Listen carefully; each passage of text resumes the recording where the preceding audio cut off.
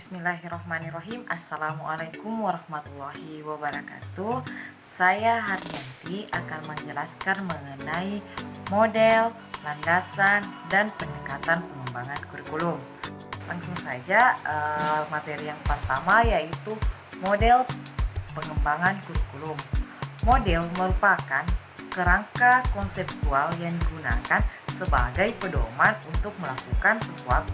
Pengembangan kurikulum adalah rancangan pengembangan kurikulum yang digunakan untuk menerjemahkan kurikulum ke dalam realitas yang sifatnya lebih praktis. Manfaat model pengembangan kurikulum yang pertama, mengintegrasikan seluruh pengetahuan hasil observasi dan penelitian. Yang kedua, menyederhanakan suatu proses yang sifatnya kompleks.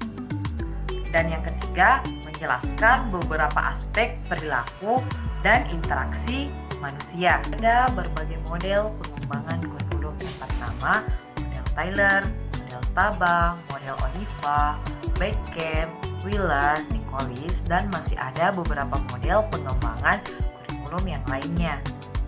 Selanjutnya yaitu landasan pengembangan kurikulum. Pengembangan kurikulum merupakan proses perencanaan tentang tujuan, isi, bahan, dan serta tata cara yang digunakan untuk mempelajarinya untuk mencapai tujuan pendidikan nasional.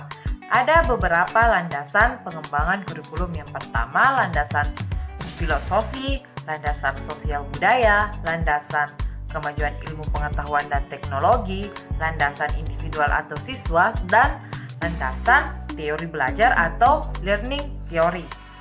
Setiap landasan harus berjalan bersama dan tidak dapat dipisahkan dalam pengembangan kurikulum. Selanjutnya yaitu pendekatan pengembangan kurikulum. Pendekatan pengembangan kurikulum merupakan sudut pandang terhadap proses pengembangan kurikulum. Ada dua pendekatan pengembangan kurikulum. Yang pertama, pendekatan top down, dan yang kedua, pendekatan grassroots. Pendekatan top-down muncul atas inisiatif para pejabat pendidikan atau para administrator yang memegang kebijakan pendidikan seperti dirjen atau kepala kantor wilayah.